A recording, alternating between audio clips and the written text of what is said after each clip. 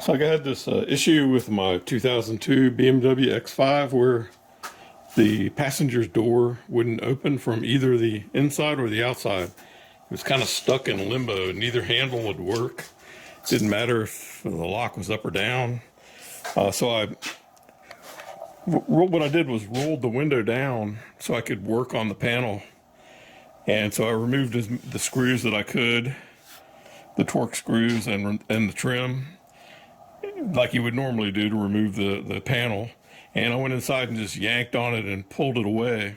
Got it off the trim. Of course, it's still stuck there for now, but at least I'm able to pull it away. And I use this little rope here tied to my steering wheel to get it out of my way, and I could get the airbag out of the way, so then I could look around in there.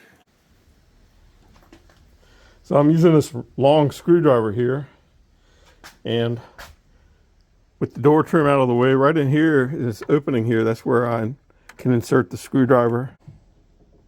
You can see there's some rust on it there, and I believe the rust is what's caused it to, when you pull up, see it doesn't go all the way back down like it should. And so right in there is where you reach down in there with a screwdriver and just push it back down, get it straightened back out, and then the inside handle can actuate the door. The outside handle is pulling that up, but what's happened is it's in limbo. So you reach down in there with your screwdriver and push that back down, push that mechanism back down, and it will allow the door to open from the inside handle. You can see right there now it's dropping all the way back and resetting when I pull. This is the outside door handle. Before it wasn't dropping down, it was getting caught halfway.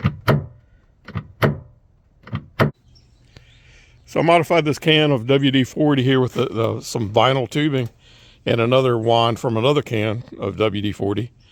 That way I can keep the orientation of the can straight up.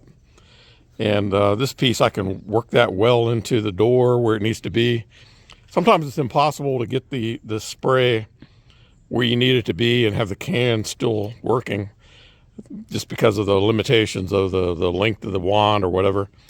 I think WD-40 does make one that's maybe 12 inches long. I'm not sure. I think I had one once, but it wasn't quite long enough, really. It's not nearly as long as this thing, and very thin too. You can get it anywhere you need to get it.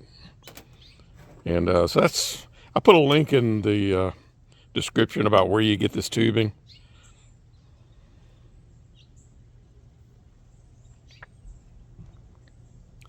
And you have to expand it a little, the tubing I've got anyway.